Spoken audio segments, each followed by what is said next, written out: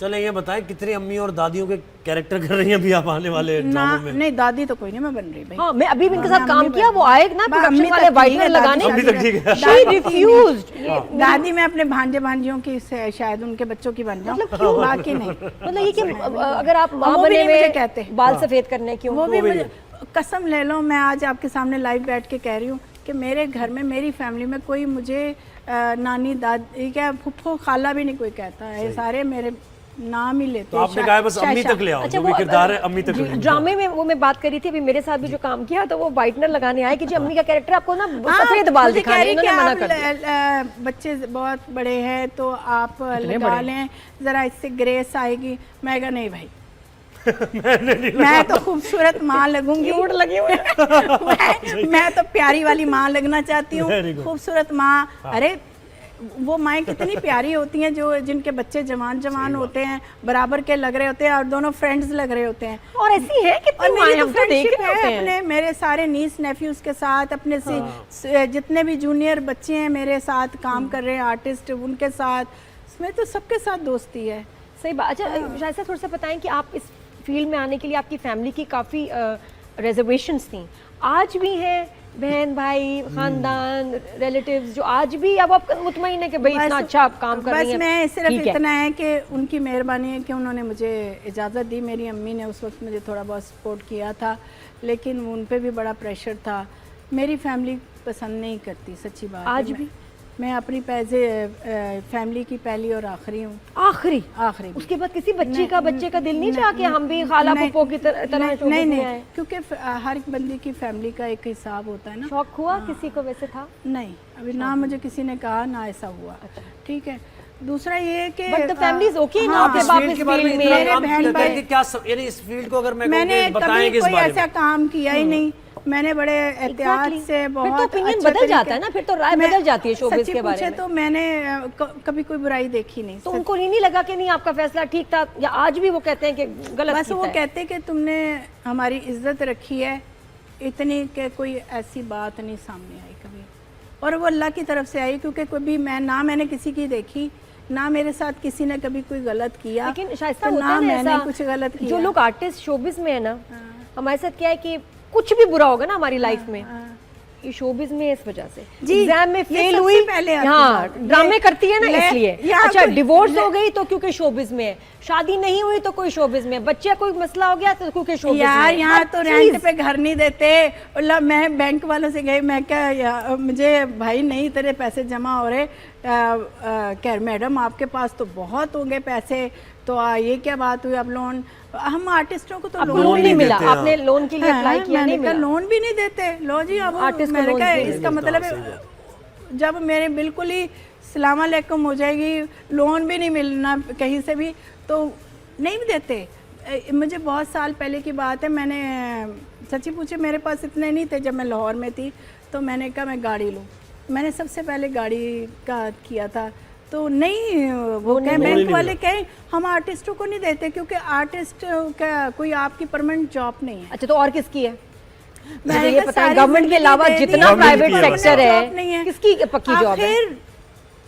किसी को कह के बीच में शामिल करके फिर गारंटर आपने गारंटर लगवाया। सही बात। ये बहुत साल पहले की बात है, ये मेरा ख्याल हाँ जिस गाड़ी का एक्सीडेंट। अब फिर वही सवाल, मेरा एक्सीडेंट भी हो गया? हाँ हुआ था ना, बहुत बुरा एक्सीडेंट 97 में हुआ था।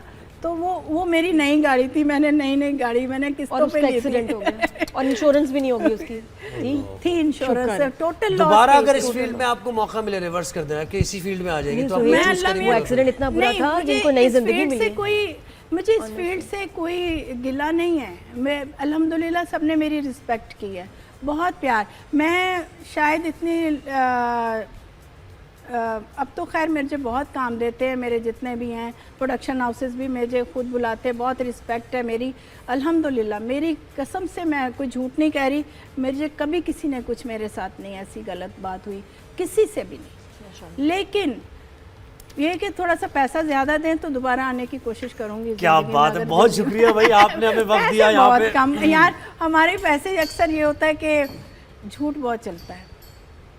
ये कहानी फिर सही, ठीक है अब नेक्स्ट टाइम आपको अभी तो बोलना शुरू हुई है।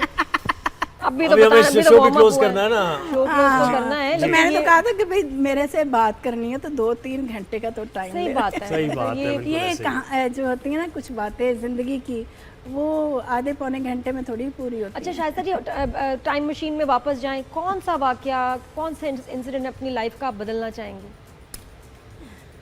मैं तो कहती हूँ माजी का आपको याद ही ना रहे तो अच्छा होता है। और मेरे जब एक्सीडेंट हुआ अब उसके आपको याद बाद भी मेरा नहीं है। मेरा पास्ट में भूल चुकी भूल चुकी हूँ। जितना ये याद है, बेहतरीन अच्छा उसके बाद का जितना याद है उसमें कोई एक डिसीजन जो आप कहेंगे कि मैं अब डिफरेंटली लेती, ये ना करती। देखिए नादिया, मैंने ज़िंदगी में अल्लाह ताला ने मुझे इतना अता किया है, इतना अता किया है, अल्हम्दुलिल्लाह।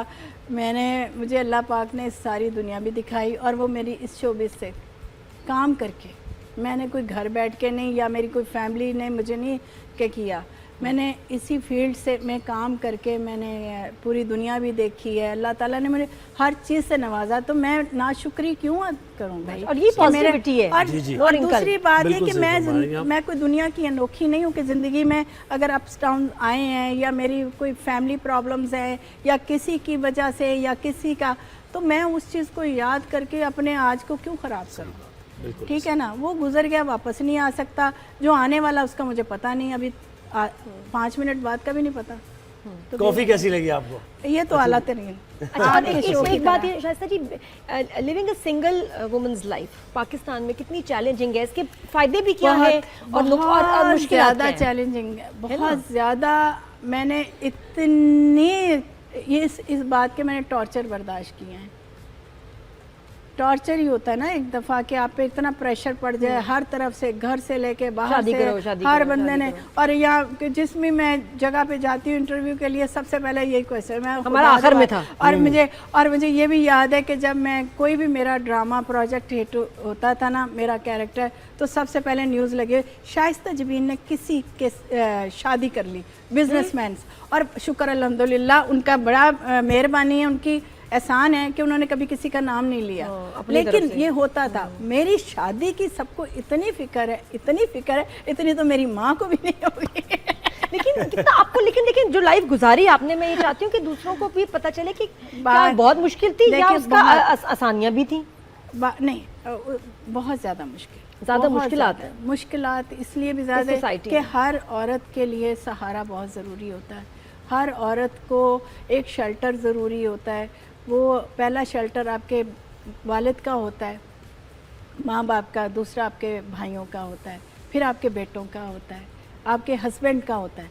सबसे बड़ा बाप के बाद अगर बहुत जो लंबा चलता है वो आपका हस्बैंड है, उससे बढ़ के कुछ भी नहीं है। हस्बैंड अच्छा होना बस। हाँ, बस हस्बैंड अच्छा होना चाहिए। लेकिन ये नसीबों की बात है, जो वो तकदीर लिखने वाला ना, उसने आपके लिए क्या लिखा आपको नहीं पता। परेशानियों से बचा लिया, वो पता नहीं, अल्लाह जाने उसने मेरे नसीब में क्या लिखा। बहुत आए, रिश्ते भी आए, ज़िंदगी में बहुत कुछ हुआ कि आए, लेकिन मेरा ज़िंदगी में नहीं हो सका, उसका मतलब था कि अल्लाह ताला ने कुछ और मेरे लिए लिखा था। ये लिखा था, मैंने यहाँ बैठ के अब इंटरव्यू में। सेलिब्रेशंस होंगी, बस बर्थडे सेलिब्रेट करते हैं। एक शख्सियत हमारे साथ है, उसकी बर्थडे है आज। उसका तो मुझे पता नहीं, आज सरप्राइज मिला है भाई, आज सरप्राइज मिला है मुझे नादिया खान की बर्थडे का। मैं जब आई हूँ मेकअप रूम में, तो मुझे सबसे पहले उनका जी आज नादिया खान की बर्थडे में, क्या है, मुझे क्यों नहीं पता चला भाई। मेरे साथ इन्होंने 2 दिन पहले टेलीफिल्म की है, जोहरा जबी, मैं शाइस्ता जबी, और ऊपर से वो जोहरा जबी, क्या बात है, और वो जोहरा जबी, क्या ही बात है, कमाल इन्होंने काम किया, और इतना मजा आया रियली भाई। थैंक यू, बहुत शुक्रिया आपने वक्त दिया। और मैंने फर्स्ट टाइम नादिया के साथ काम किया। ये मुंह पे मेरे बैठी हुई है, इसलिए मैं बात नहीं कर रही हूँ, क्योंकि एक लाइव चल रहा वैसे ही है। मैं सच्ची, मुझे बहुत मजा आया। लेकिन जब तक आप किसी को जानेंगे नहीं, वक्त नहीं गुजारेंगे, आप मिलेंगे नहीं, आप किसी के लिए कोई राय नहीं दे सकते। लेकिन जब तक आप घर या बाथरूम साथ में आप शेयर नहीं करते ना, नहीं पता चलता। नहीं हम पता शेयर कर रहे थे इसलिए हम एक दूसरे को भी जान समझ गए, है ना, खाना शेयर कर रहे हैं, साथ बैठे हैं। ढोल सुहाने होते हैं, लेकिन पता तब चलता है कि पास जाके कि वो कितना सुरीला है और कितना खराब है। बाज दफा होता है कि आपका सर फट रहा होता है, बाज दफा होता है दिल करता सुनते चले जाओ और खुद नाचना शुरू हो जाए। थैंक यू सो भंगड़े डालो, तो ये वो वाला ढोल है हमारा जिसमें भंगड़े डालने को दिल करता है। चलो जी, शाइस्ता जी हमारे साथ थी और बड़ी मजे की बातें हुई।